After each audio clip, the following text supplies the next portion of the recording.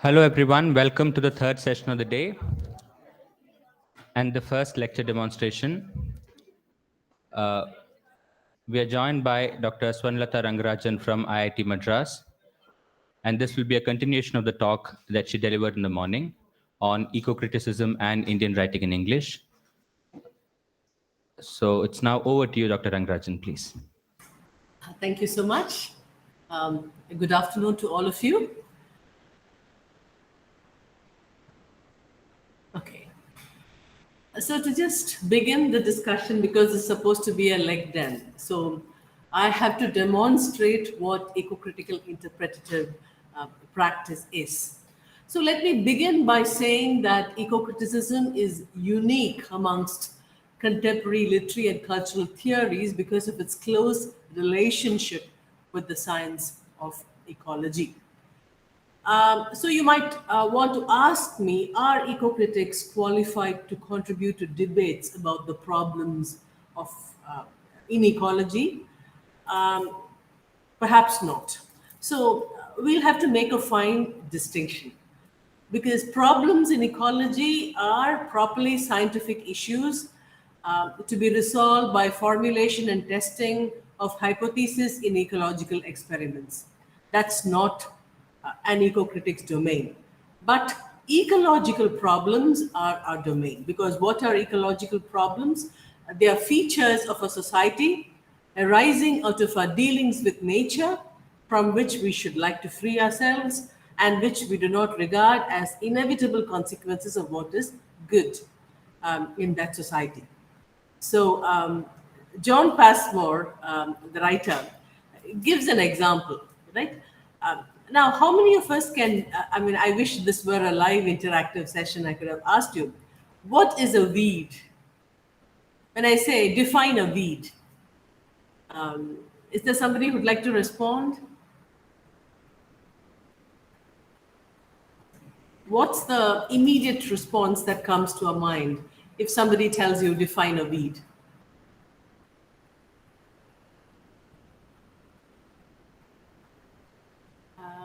Okay.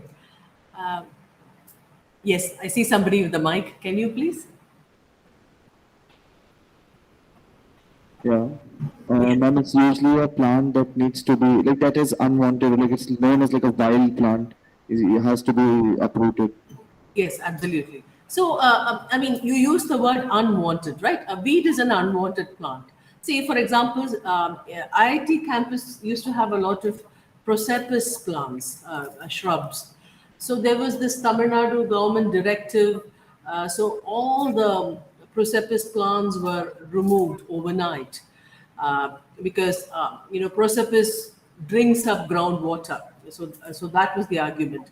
Whereas the same Kejadi in Rajasthan is vineyard almost, right? Because it's excellent cattle fodder. It is extremely drought resistant. So prosopis, one species of prosopis is a weed in Chennai. The same prosopis can be a much sought after plant in Rajasthan. So what is a weed? A weed is perhaps the wrong plant in the wrong place. So eliminating weeds is a problem in ecology, right? But defining what a weed is an ecological problem which eco-critics should undertake, right? So because this is something which calls for cultural analysis. So the entire session is going to talk about ecological problems, not problems in ecology, because eco-criticism is inherently an interdisciplinary kind of domain. I think today we've gone beyond the boundaries of eco-criticism. Today we use the term environmental humanities, which is much more broad spectrum. It's got inputs coming in from so many diverse disciplines.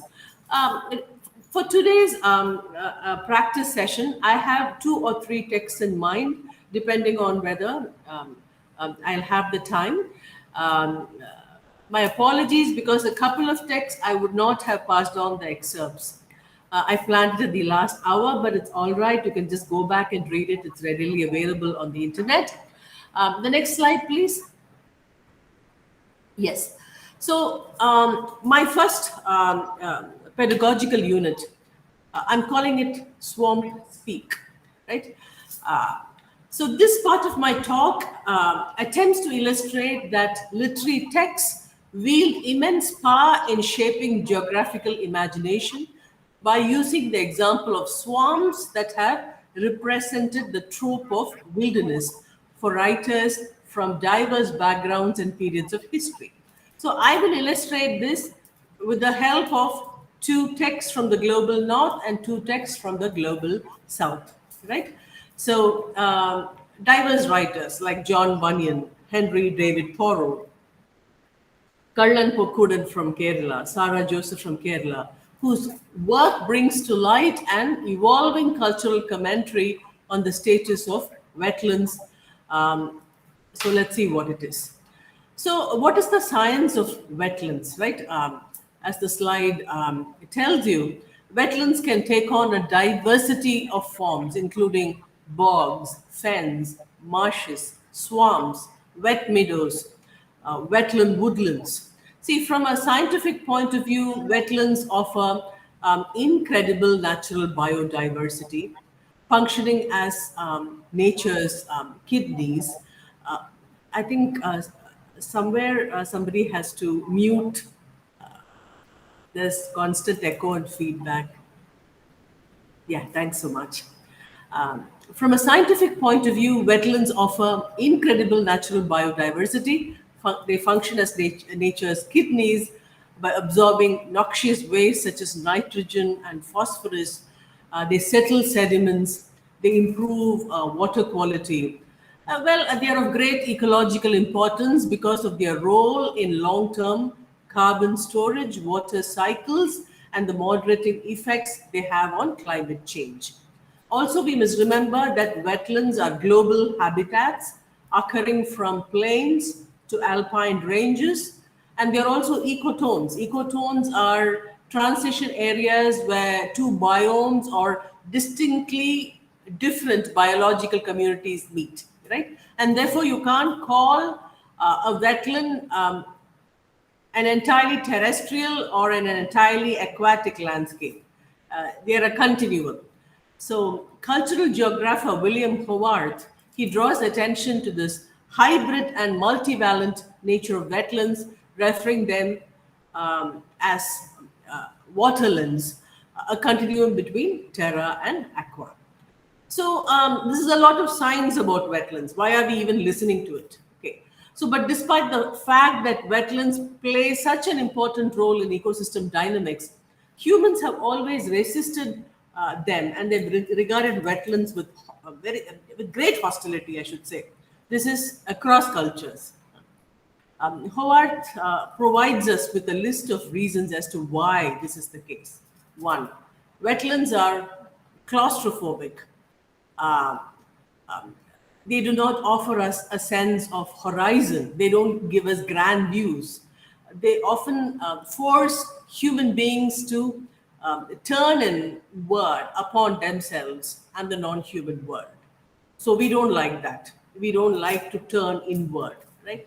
The second thing, wetlands perhaps constitute processes of perennial becoming, right? So because they're always transforming from muck to peat to coal to something else. So they are best examples of what we can call a patient environment. So if you leave them undisturbed for a long time, they transform muck into peat, coal, and other substances of value to the extraction industry.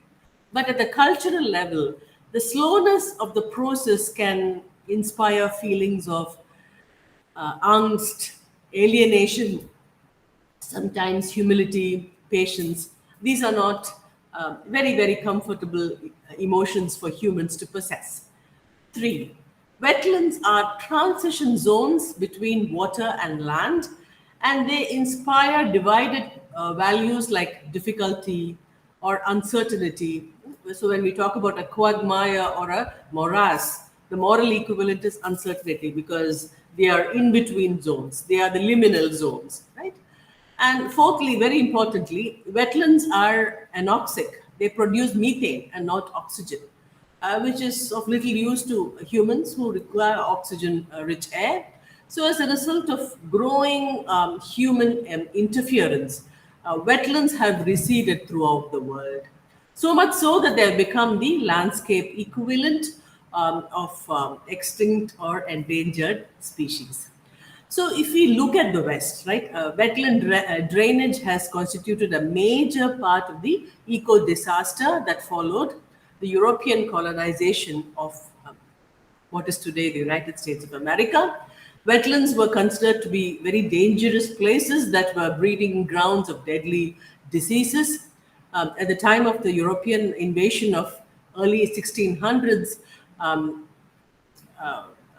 the area that would be later called the United States, nearly 6 states lost more than 85% of wetland cover, right? But it was a very different story for the pre-colonial Native Americans, the American Indians, who thrived in the swamps, practicing subsistence farming, foraging, hunting. So the marginalization of indigenous people and the draining of wetlands became parallel processes in the colonial machinery. So the conversion of marshlands into fertile agricultural lands contributed to the idea of America as an agrarian republic envisioned by founding fathers of the nation like Thomas Jefferson, right? In fact, letters from an American farmer celebrate the coming of age of the civilized new nation, by drawing attention to how the world is gradually settled, how the howling swamp, I'm quoting, how the howling swamp is converted into a pleasant meadow and the rough ridge into a fine field. So that was the vision, right? And if you remember William Bradford, one of the early Pilgrim fathers, his classic work of Plymouth Plantation, which was written around about 1630 to 1651, describes the early years of the founding of colonies by the Pilgrim Fathers. It's a very clear illustration of the colonizers' hostility towards the land. So Bradford refers to the New World and its original inhabitants as a hideous and desolate wilderness full of wild beasts and wild men. And the whole country is, he says, full of woods and thickets and represents a wild and savage hue. So Bradford's hostility to the New England environment was colored by his Puritan outlook, of course, and his writings establish that the Pilgrim Fathers who boarded the Mayflower and landed on the eastern coast, they were the covenant people. And he compares the trials and tribulations in the New World with the biblical 40 years of wandering in the desert wilderness of Sinai by the Hebrews. So that is the scale of comparison. And the Puritans converted the command found in the book of Genesis, chapter 1. Remember, I invoked it in my first lecture as well, for humans to have dominion over the earth and all its creatures. He almost made it a moral imperative. So they did not approve of the fact that native Indians did not enclose their lands, did not raise livestock, did not hold title deeds. I think it was John Locke's contribution that unless you enclose land, unless you own it, it does not belong to you. Whereas the indigenous worldview was entirely different. I mean, because you don't own land, the earth owns you. So they didn't see any point in owning earth, right? So therefore, these European colonizers attempted to modify the landscape in the spirit of the Protestant passion for Reformation. And all these expressions find expression the Great Swamp War, which was fought in 1675 during King Philip's reign, between the colonial army of New England and the Narragansett tribe. So the Puritan forces and their allies killed hundreds of men, women, and children. So the scouring of the swamp and the incineration of the native Indian were seen as necessary steps in the physical as well as moral cleansing of the place. The next slide, please. Slide 3. Okay. So swamps speak is a term I have coined to talk about how the swamp is constructed by various writers living in absolutely different times of history. So I begin with John Bunyan's The Pilgrim's Progress, written in 1678, published just 3 years after the Great Swamp War. This again illustrates Puritan attitudes that objectify the natural world and reduce it to a set of symbols for spiritual instruction. So, Pilgrim's Progress, for those of us who have not read it, I'm sure all of you have been introduced to it, at least in your history of English literature classes. It's a religious allegory presented as a dream sequence in which the central character, Christian, who's the figure of every man, flees his hometown, the city of destruction, in search of the celestial city. However, the way is like fraught with temptations, dangers, digressions into the wilderness that distract the pilgrim from the straight and narrow path.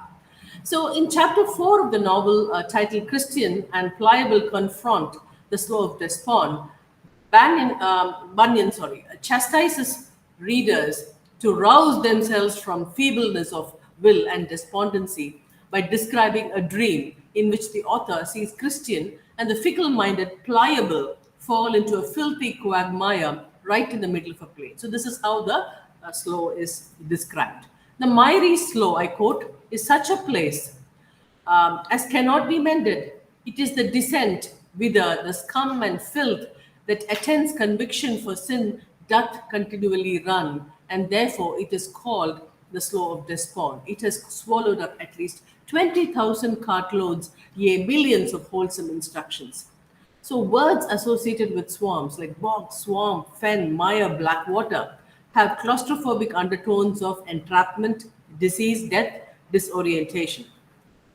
So that's why eco-critics like Duckert, he's written a very important book called Postmodern Wetlands. There he talks about the need for interstitial geography. What is interstitial geography? This kind of liminal in-between scapes that I'm talking about. Humans just hate them. And he speaks about the need for a counter-tradition of swamp speak that can challenge rigid conceptual binaries and knowledge practices by emphasizing what environmental thinkers like Timothy Morton, we spoke about Morton in the first lecture today, he calls it the mesh, the anamorphous rhizomatic networks which we share with the non-human. The next slide, please. Yes. So now I'm going to talk about swamp speak in Thoreau's wonderful essay, Walking. So Thoreau's intimate swamp speak reimagines the stern monologue of Bunyan, who silences the swamp, isn't it? What Bunyan does is he places God's locus in the everlasting city, which is so the everlasting city is a spatial condensation of civitas and order. Today, when we talk about civil society or the city, it all goes back to the Latin civitas. So Thoreau, who was a nonconformist, a transcendentalist, in this essay, important essay, he writes, "When I would recreate myself, I seek the darkest wood, the thickest and most interminable. And I enter a swamp as a sacred place, a sanctum sanctorum." So the sanctum sanctorum is the holiest part of the shrine. So this is the strength, the marrow of nature, according to Thoreau. So to Thoreau, walking was a means of transcending the set patterns of quotidian everyday life, a means to bridge the dichotomy between the body and mind. It was a metaphor for self-renewal. And his critique of the mechanical quality of the city and the emptiness of modern society is evident because he admits in Walking that he finds the turmoil of civilization asphyxiating. And he prefers the clean, dry air of the swamps, which he equates with freedom and wild nature. And Thoreau states that hope and future for me are not in lawns and cultivated fields, not in towns and cities, but in the impervious and quaking swamps. So Thoreau's essay, what it does is it offers a symbolic marriage of two tropes, right, which are found in Western literature. The ubiquitous pastoral trope, the Garden of Eden trope, and the dark, dismal swamp. So, what you have is a dark Eden, right? So, when Thoreau speaks of the primitive forest that rots in the bowels of swamps, he is drawing attention to the abundant biodiversity of the swampscapes that form the bedrock of all civilizations. So I'm sure all of you who've read Shakespeare's Antony and Cleopatra know that Rome it had depleted its topsoil. It was heavily dependent on the benevolence of its colonized countries like Egypt for its supply of rice and whatnot. Right? So whenever a country's soil becomes degraded, the civilization is totally gone, right? So Thoreau also talks about this. So he says the civilized nations, Greece, Rome, England, have been sustained by the primitive forests which anciently rotted where they stand. They survive as long as the soil is not exhausted, right? And he says very little is to be expected of a nation when the vegetable mold is exhausted. So Thoreau's Swamp's Peak also points to the larger gestals of life in which the contraries are inseparable, because in a swamp you see life and death alongside. So he says, bring up your sills to the very edges of the swamp. So when Thoreau is saying this, what he is actually asking us to do is to reconceptualize our dwelling spaces in a manner that reminds us of our ancient ties to this cradle of civilization. The next slide, please. Yes. So,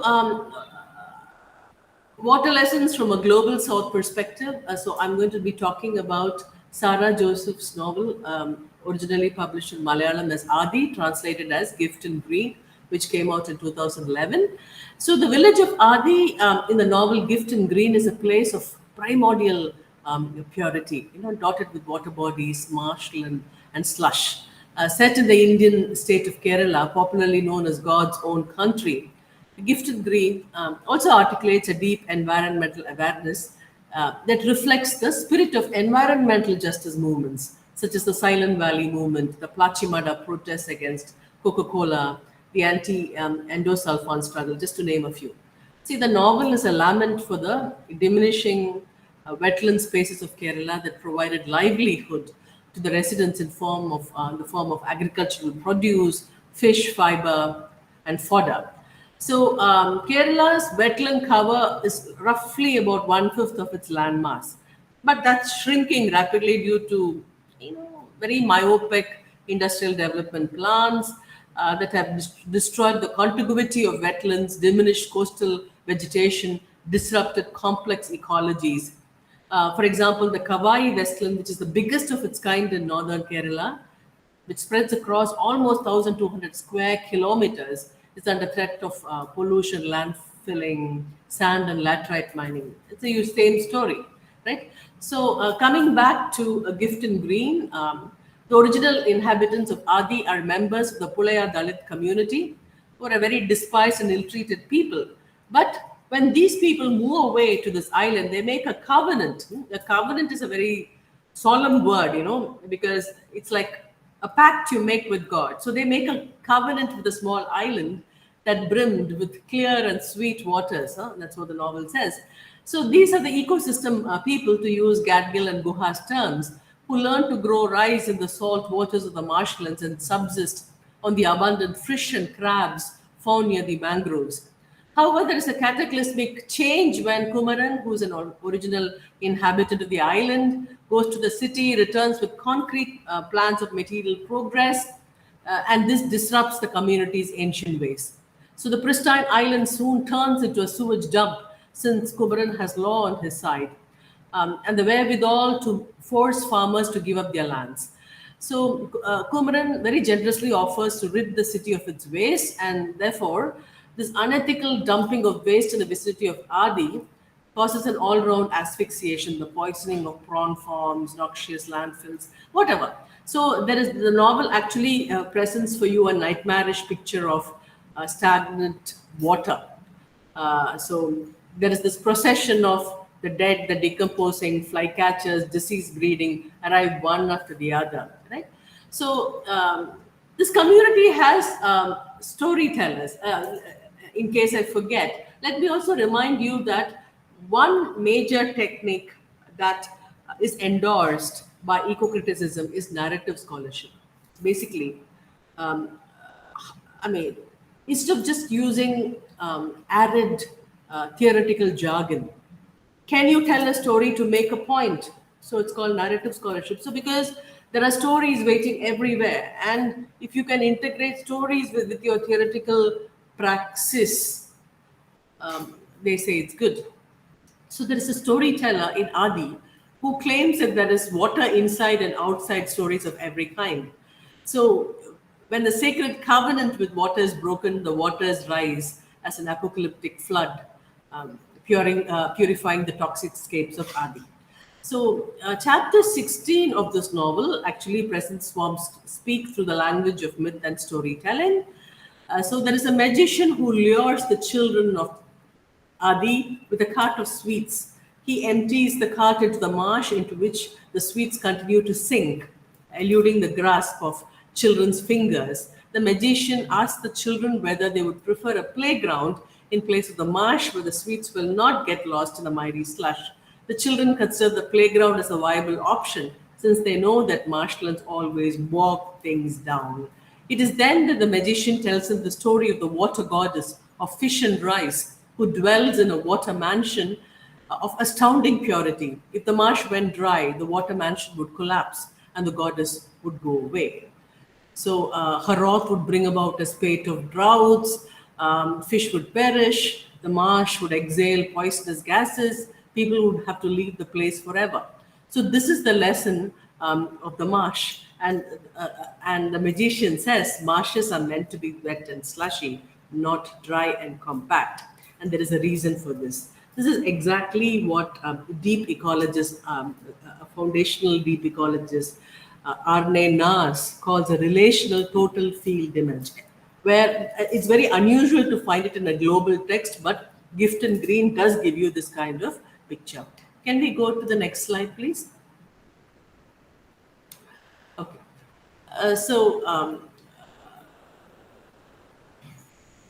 To Sarah Joseph, the marshlands of fictional Adi offer a biocentric vision, which is rather unusual for a global South narrative because in global South narratives, it is customary to pit human and non-human against one another, right? So that way, it's quite a unique. Next slide, please. So, as far as Sarah Joseph is concerned, Adi is not a utopia, but a society which understands interbeing, the interstitial, the interbeing. So, in the scheme of things in Adi, the quote has come up: human life is only as important as the life of the fish.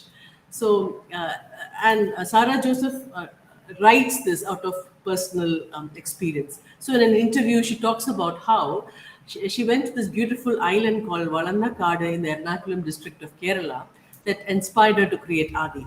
So the people of the village told her that they were earning 300 rupees a day from picking mussels.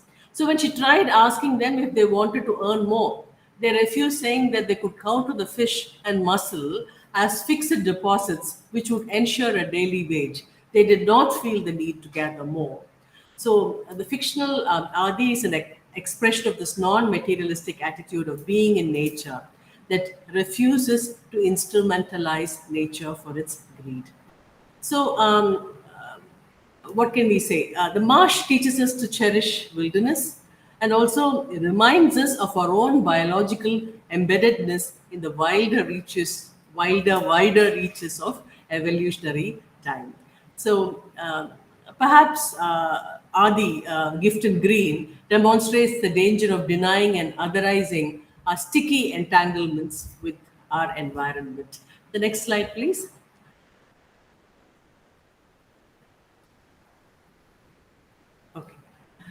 Okay, so the next text I want to draw attention to is Kallan Pookudan's life narrative, Kandal Kadante Kude Ende Jeevitham. So, I mean, I don't think an English translation has come out. So, my student and I, we've translated bits of it when we are writing an academic paper. So, you can think of it as my life among the mangrove forests. So mangrove forests, they are again carbon sinks, or they are dubbed as blue carbon. Mangroves play an important role in contemporary Anthropocene climate change mitigation discourses. But mangroves have been accorded negative valence despite the vital role they play in providing ecosystem services like flood and erosion control, carbon storage, shoreline protection, groundwater recharging, nutrient recycling, microclimate regulation. A mouthful of terms, but that's the science behind mangroves. So, mangrove swarms have been historically perceived within a dominant cultural imaginary as unproductive spaces, habitats of dangerous animals, vectors of disease, the same cultural apprehension, right? So I'm going to talk to you about this remarkable person, Kallan Pokkudan, who claims all I have planted and tended to are the mad mangroves. Mad mangroves, Pranthan Kandal, that's what it's called in Malayalam, because, I mean, eating the root is supposed to bring about an onset of madness. So that's why it's called Pranthan Kandal. And this confession perhaps epitomizes the life work of Kallan Pookudan, who's a Dalit humanist and environmentalist. So I'm talking about his autobiography, Kandal Kadante Ende Jeevitham, or My Life Among the Mangrove Forests. So it's so this autobiography very interesting because I'm looking at the techniques employed by Kallan Pookudan. So it's as much plant writing, phytography, as much as it is life writing, right? Because Kallan Pookudan comes from a very humble background, family of agricultural laborers belonging to the Dalit Pulaya caste. But this remarkable man devoted his entire life to the restoration of mangrove forests, planting thousands of saplings along the banks of the Parayangadi River in the Kannur district.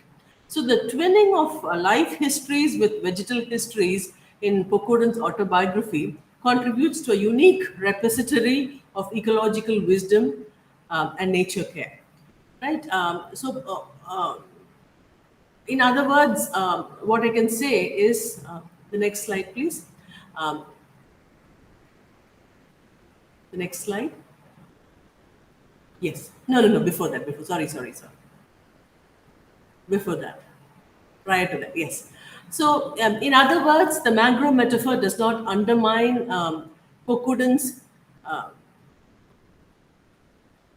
continuing resistance to being considered subhuman or less than human, because this is also a story of belonging to a subaltern class, right? He points the history of dehumanization of Dalits within the hierarchical caste society, caste order of Indian society. Pokkudan recounts in this autobiography how the Pulayas in Kerala were denied humanness. They were forbidden from using proper dignified names reserved for the upper caste, and they were instead named after animals, birds, worms, relegating them to the state of critters occupying the lowest rungs of life. So this is a brilliant inversive strategy. So when he aligns himself with the mangrove root, right, calls himself Kallan Pokkudan, it's a valorization of all that the mangroves stand for. So his life narrative reclaims its embeddedness in the oikos, right? So we can say, and Pokkudan says, my language has the scent of Pachamanna. Pachamanna is just the bare soil, or Pachameen, raw fish, and Pudanella, the yield of rice after a harvest. So that's the kinesthetic feel of this life writing / phytographia. So Pokkudan's autobiography subverts discursive dehumanization by upholding the practice of writing with mangroves, situating self narration as constituted by writing about the intricate web of life that comprises the swampy mangrove forest. So, in fact, in various places in the autobiography, he recollects that when rice, the staple food of the community, was not available, the community would sustain itself from the different kinds of food that the wetland provided in abundance, like the fish, berries, tubers, so on to speak. And the migratory birds which came to the wetlands were also the beneficiaries of the wetlands' generosity. So this is the relational oikos in which the fish, the birds, and the human beings depended on the mangroves. So that's at the heart of Pokudan's ecocentric vision, right? So it is more about the oikos than it is about the autos, right? Because autobiography, the autos, the self, it's more about the oikos, the home, the homestead. So Pokudan's autobiography is, or autos, is what Arnenas would call a deep comprehensive self with a capital S that embraces all the life forms on the planet. So this concept of selfhood is an inclusive one. It recognizes planetary citizenship of all life forms. And as that quote tells you, the birds that roam the skies and nest in mangrove branches, tree heads, paddy fields, and riverbanks also have a life similar to us, right? So I have completed one unit of my talk. So the point I was trying to make is, if we attempt a place-based, or if we attempt to understand the various ecosystems on which our living or our life is predicated, in addition to just educating the reader in ecological knowledge, an eco-critical approach, let's say to the wetland ethic, reveals how societies fashion their cultural and material engagements with these dynamic and mysterious landscapes, right? So there is a need, there is a pressing need to do that. The next slide, please. So the second part of my talk is about ecofeminism. I've already circulated Mahashweta's Dauli, right? We are going to discuss Dauli in this part of the talk. I hope you've all read it. So the next slide, please.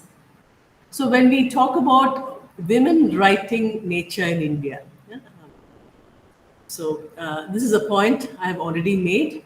See, the oikos, the home, is a site of struggle and self-actualization. So when women write, what they achieve, even without very consciously theorizing, is a nature-culture continuum, what Latour would call nature culture. So it seamlessly flows from the oikion to the politicon, because if the oikion is threatened, women come out into the politicon. So that's what I'd like to believe. Next slide, please. So Mahashweta's Dauli, that's a story which expresses the desperation of Indian forest dwellers who are dependent on forest resources for their livelihood. But we've also heard the term Aranya Sanskriti being bandied about, and when we speak about Indian culture, right? So you have the forest deified as Aranyani, and Tagore would call Aranya Samskriti the culture of the forest. Vandana Shiva believed that democratic pluralism existed in the forest, right? So and that there was a vibrant forest culture before colonization and post-colonial injustices started happening. So this Aranya Samskriti, because Samskriti is not something you would associate with the forest, not with the wilderness, but with the civis. But you have a whole lot of people talking about Aranya Samskriti, and Mahashweta also does it. Yeah, the next slide. Yes. So Dauli poses a lot of important questions for the emergent field of post-colonial eco-criticism for reasons of both political commitment and disciplinary investment. Because a story like this recognizes the imbrications, the mutual intertwining of the social and the ecological. Can we go to the next slide?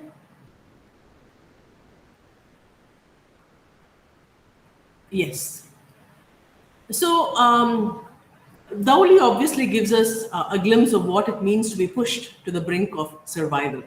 So, it also subverts readers' assumptions of what constitutes a crisis, whether ecological, social, or perhaps even what a narrative crisis is. Right? Um, Mahashweta Devi understands forests as an ecological problem, not a problem in ecology, but it's an ecological problem. Her forest fictions of the late 1970s and 1980s not only corroborate the 1984 declaration of a forest crisis for the post-colonial Indian state, they also serve as a kind of literary counterpart to the path-breaking citizen reports on the environment sponsored by the Center for Science and Environment, an NGO in New Delhi, beginning in 1982. So these reports, which were written in a very accessible style, combined the perspectives of scientists, policymakers, and citizens in order to articulate how specific environmental concerns were imbricated with questions of development and democracy. Next slide, please. Okay. So, Dowley, just to summarize the short story for you, is a low-caste Dusad widow from Tahad, a village in Bihar, which is so remote that it's literally at the end of the road. See, after her husband's death, Dowley leaves the family, returns to her mother. Without access to land, the two widows depend on their survival for tending the goats, sweeping the courtyard, doing menial chores. So Dowley returns to her mother to escape the sexual advances of her late husband's brother, but she again finds herself to be an object of desire now of the Mishra's son, Mishri Lal. So Dowley avoids the Mishra house and arranges to tend their goats in the forest, which functions as a kind of refuge from sexual coercion. But far from being a site of conflict or deprivation, the forest is what helps to keep Dowley and the mother alive.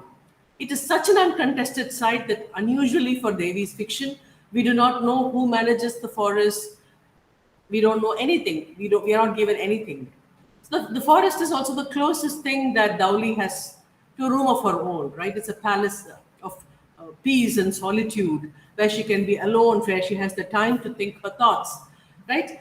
And the forest allows Dowley to escape more than the Mishra boy. Her thoughts are about to escape the back-breaking labor and maternal responsibilities that come with sex. The next slide, please. Okay. The next one, please. Okay. The forest is a protective space of alternative possibility. This very concept leads Dowley back into trouble when Mishri Lal finds her that, right? So there is this part of the narrative when Mishri Lal woos Dowley, and his words mingle with all the myths associated with the old forest, taking on a dreamlike and enchanted quality. So Dowley is seduced by the folkloric tradition of forest idols, right? You can think of a Radha and Krishna lost in the forest. The forest is an enchanted home of fairies, the romantic refuge of illicit lovers, or if you want to use a Western trope, it is the pastoral within the wilderness, right? So Mishrilal claims to be in love with her, promises to defy his family and embrace caste taboos by marrying her and leaving the village altogether. The next slide, please. Okay. So,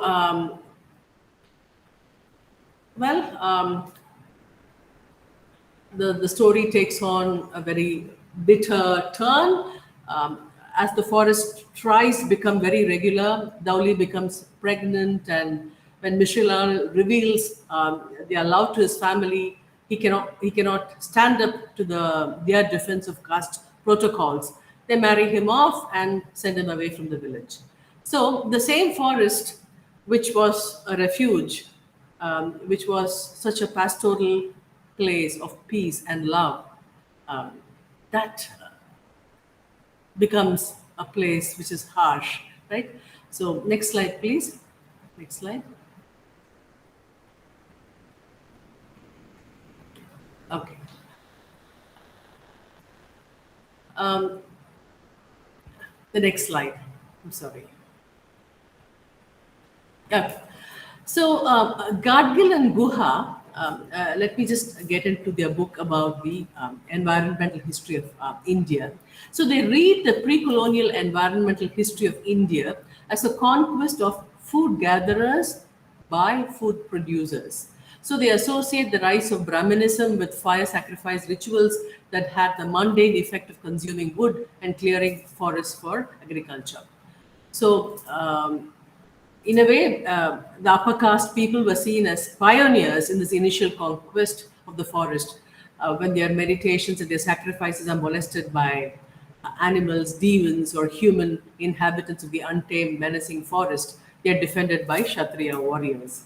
So, once domesticated, the forest remains a site of contemplation. In the third or fourth stages of an ideal Hindu life, the Vanaprastha person renounces material attachments for a life of meditation in the forest. But there is an important caveat. It's only the male ascetic who goes to the forest. Women never went to the forest unless they were rishi patnis or something like that.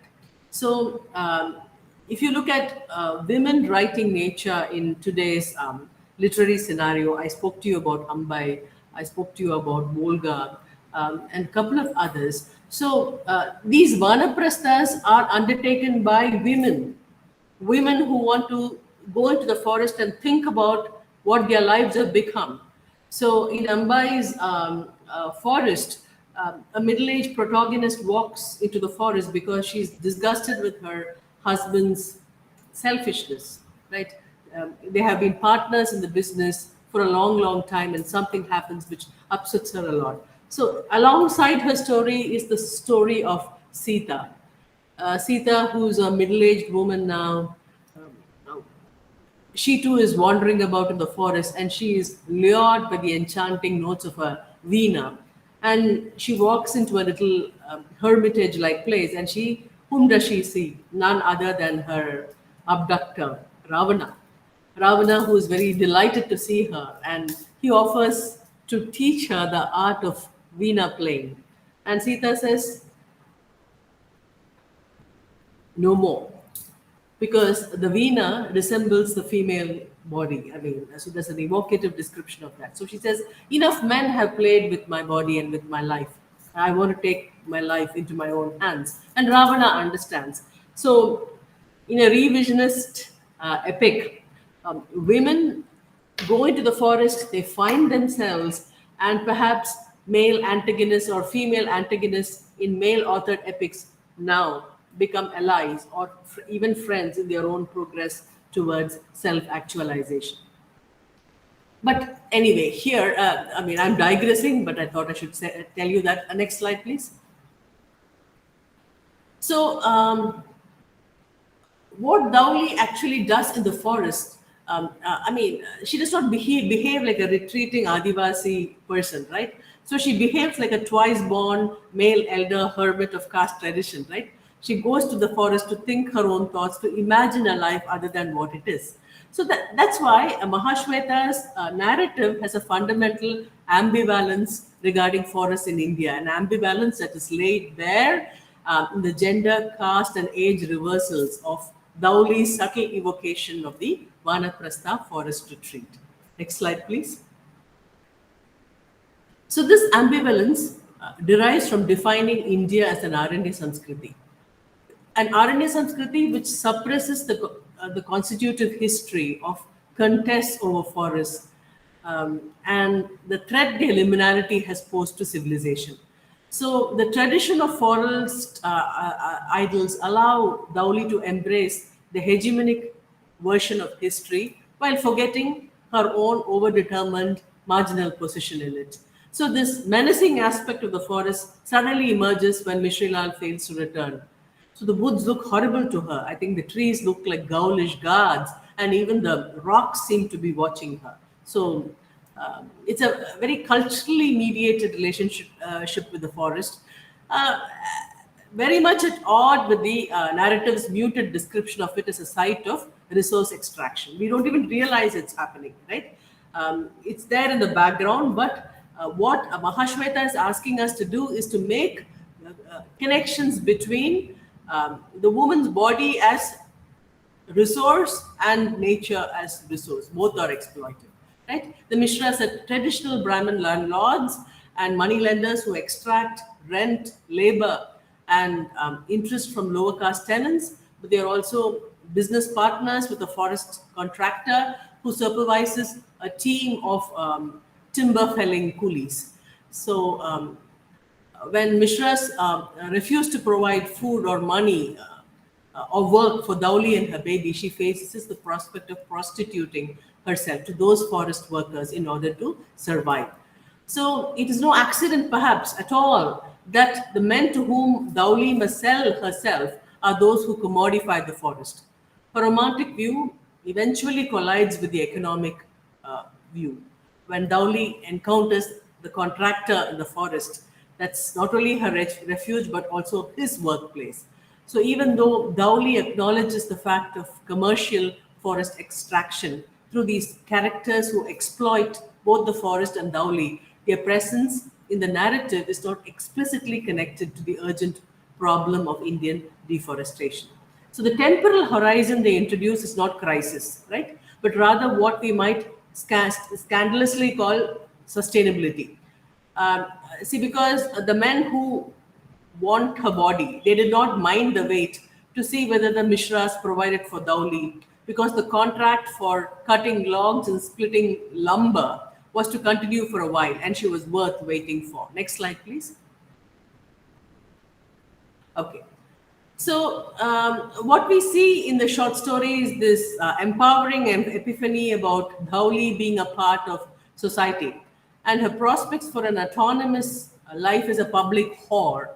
That turns out to be fragile and tenuous, because even this is subverted in the story's closing moments, right? Dhauli ends by reframing the notions of crisis that drives its narrative conflict. Next slide. So when Dauli leaves the village behind, her perspective is replaced by the narrator's perspective. So I'm just quoting from the short story. Dauli watches the sky, blue as in other days, and the trees as green as ever. She feels hurt, wounded by nature's indifference to her plight. Tears finally run from her eyes with the pain of this new injury. She never expected that the sky and the greens would be so impervious on the day of turning Dauli into a public whore. Nothing in nature seemed to be at all moved by the monstrosity of what is done to her. Her nature then accepting the disgracing of Dauli as a matter of course? Has nature gotten used to Dauli being branded as a whore and forced to leave home? Or is it that even the earth and the sky and the trees, the nature that was not made by the Mishras, have now become their private property? So this is what. So the passage concludes the story. It situates Dauli's earlier epiphany about being a public whore in broader social and ecological context. So we can see that sex work can function simultaneously as a rationalized equivalent of the privatization of nature, as well as a means of survival, a canny alternative to privatization's genocidal consequences. So prostitution as a strategy of individual survival links the naturalization of market rationality and the perverse commodification of human beings through the transformation of what are generally considered natural, quote unquote, natural functions or private activities into a marketed form of labor power. Imagine you get some kind of identity, you become a member of the labor force only when you sell your body. What a predicament. Next slide, please. Yes. So the ecological corollary of such longer histories of social injustice is that in the moments of crisis, when people are pushed to the brink, the poor may have no recourse to the ethical and political grounds upon which they might even claim the right to survival. And this story especially stages the impossible politics of survival, even in a situation where privatization is incomplete and the forest still serves traditional, cultural, and ecological functions. Indeed, what's most surprising about the end of the story is the fact that nature appears unchanged. It is as green as ever. Nature's indifference in the final scene, paradoxically, is the key to the narrative's pathetic appeal. See, in epics, normally take the Ramayana, Valmiki's version, for instance, when Sita is disowned by Rama, they say the earth opens up and receives her into her bosom, right? So so there is a dharmic code which seems to operate in the world of nature. If you look at the traditional Indian notion of Prakriti, but Mahashweta tries to tell you that we have moved away. See, so that's why the last part of the story, where nature is perhaps as helpless, or perhaps it's a mute spectator, it's just a background, it doesn't have any kind of agency, and whatever it offers by way of reports, rest, or market opportunities, these are just constructs which the narrative throws up for you. So what is nature in a third world scenario? What is nature when it comes to a third world woman's body, and how are they connected? So these are the tools of analysis which ecofeminism provides us when we read a story like Dhauli. These links are not evident immediately, but the moment you start applying eco-critical lenses, eco-feminist lenses, they come up. Next slide, please. Next, done with Dhauli. Yeah, skip that, please. Skip. We've covered all that. Yes. So I go back to the original point I was making, earth care, because when we think about ecofeminism in India, we have to remember the Chipko Andolan, a non-violent ecological movement by rural women in Garhwal, Himalayas. So when the woodcutters came to fell the trees, they hugged the trees, and so so if you look at the inspiration for the Chipko movement, you have the Bishnois, the KGD protector, sacrifice of Amrita Devi and her band of 363 eco-warriors. When the king wants the lumber to build his beautiful palace, she protests. So, so you have these very, very deep-rooted images of women protecting nature in the Indian scenario. And the next slide, please. Running short of time. Yeah, next slide, please. Next slide. No, the slide before it. Yes. Before discussing the last text, the slide before that, solastalgia. The slide before. There's a slide after that. No? Okay. No. Go ahead. Go back to my lemma. Go back. Yes. So let me introduce a term. Right? Solastalgia. Solastalgia is a term introduced by a writer called Glenn Albrecht in his work Earth Emotions. So what is solastalgia? It's the pain or distress caused by the ongoing loss of solace, in the sense of desolation, which is connected to the present state of one's home and territory. When you lose home, there is a sharp pain to the soul, right? That's solastalgia. So my lemma, the excerpt which I circulated, is also solastalgia narrative. For lack of time, I'll just spend 2 or 3 minutes on it. So her life story, it's an important text that maps the rise of environmental activism in India, because it weaves into its rhetoric the realities of consumption, globalization, widening socio-economic inequalities, and the rising ecological burdens borne by the marginalized poor. So To put it very simply, Mailamma's life is that of an earth carer. From the fringes of the pan-India, pan-Kerala struggles, who was intensely involved in the protection of livelihoods and local neighborhoods. So you can connect her to Amrita Devi, you can connect her to the chipko archetype. So, Plachimada, for those of us who do not know the terrain, it's a predominantly agricultural area irrigated with the Malambura Dam. Paddy is the dominant crop. Plachimada is a small, economically disadvantaged village which belongs to Kerala's Palakkad district. So most of the villagers are landless Adivasis who make their living as agricultural wage laborers. The area is not rain abundant and it's virtually dry, December to March. Therefore, it came as a huge surprise when the Hindustan Coca-Cola Beverages Private Limited applied to the Panchayat to set up a bottling plant in 1999, for which permission was granted in January 2020. And there was a lot of speculation about why Coke chose a relatively dry region for its water-based operations. So very soon, villagers living in the vicinity complained that they could not cook using the water, have a bath, since it produced burning sensation. And they claimed all the 9 wells in the colony became useless. So, a visit by the British journalist John Waite for the Face the Facts program on BBC Radio 4 proved to be very, very fortuitous, because he took lab samples with him and took them back to be analyzed in a lab operated by the University of Exeter. The lab reports showed very high levels of toxic heavy metals, namely cadmium and lead, which are carcinogenic. So the struggle began, and this is just this frail, unlettered Adivasi woman against a bottling giant, right?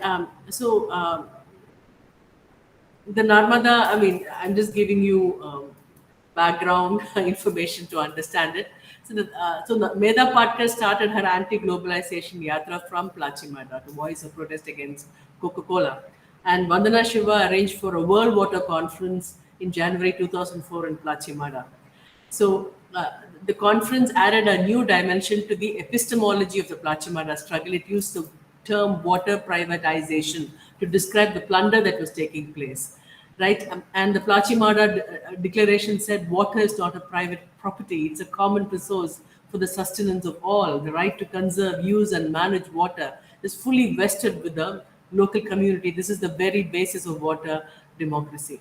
But if you read Mailamma's autobiography, I mean, I was fortunate enough to get the opportunity to translate it with my student.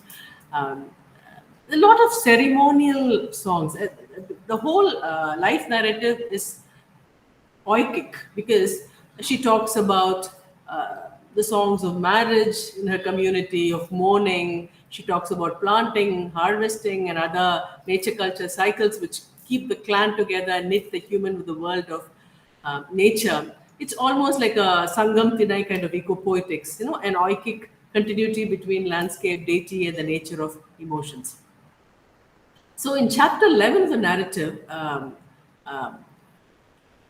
Mailamma is talking about her husband's death. So she says, this is how Mailamma entered into life's battle at the age of 27.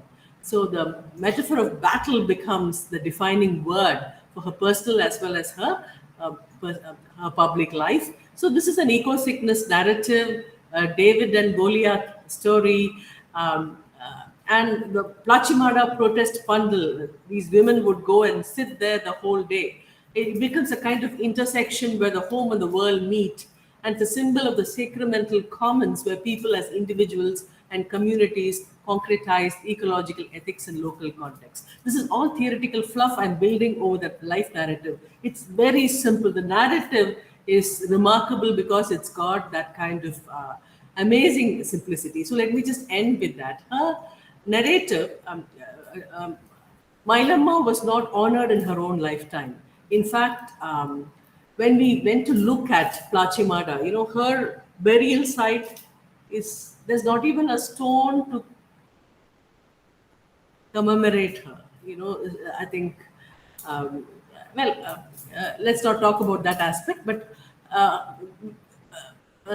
this life narrative does not end with a kind of resounding success, because it's about the ongoing battle.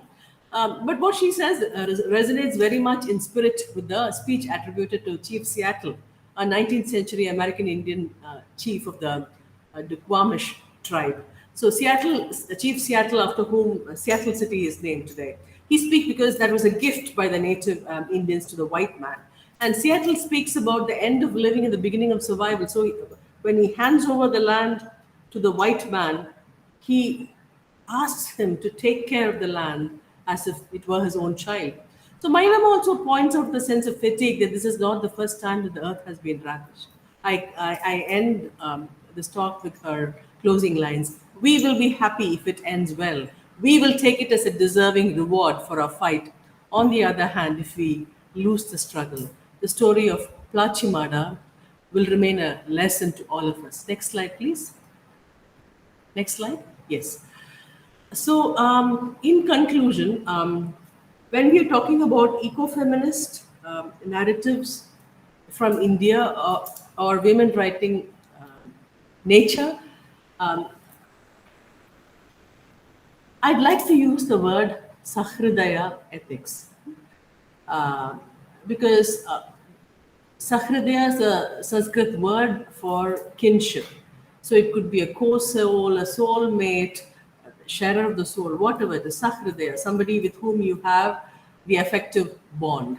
So what ecofeminism, as far as environmental justice movements are concerned, in India, what they do is a reconceptualization of difference, which is achieved by establishing a complex web of new connections, which dissolves the oppressive structures of human domination.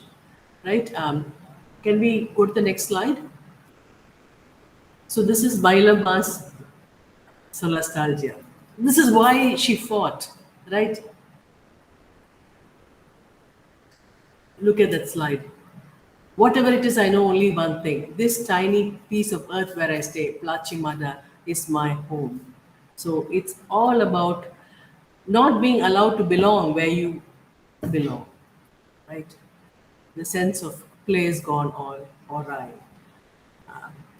The next slide, the last slide, please.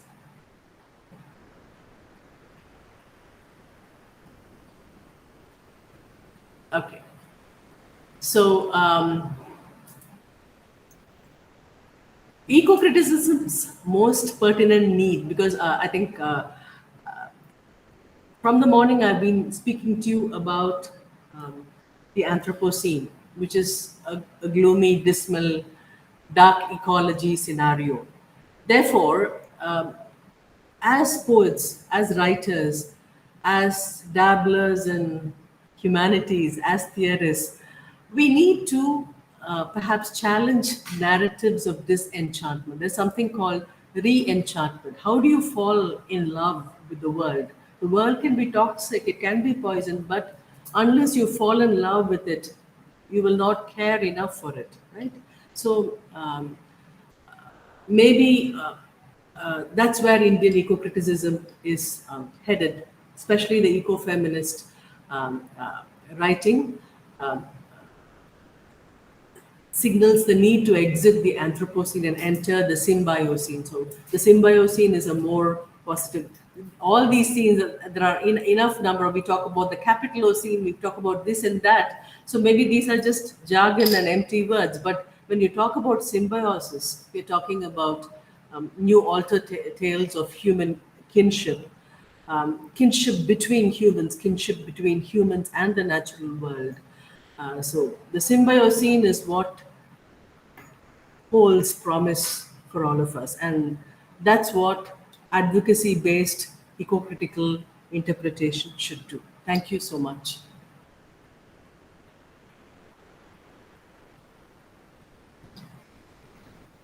Thank you so much, Dr. Rangarajan. And since you have to join another meeting immediately, unfortunately, we won't be having questions. But then I hope they can write to your email if they have questions, comments. And thank you very much. And thank you for being a wonderful audience. I was looking at all of you, peering at you through my We are very grateful that you could be part of this event. Thank you so much. My pleasure. Thank you so much. Thank you.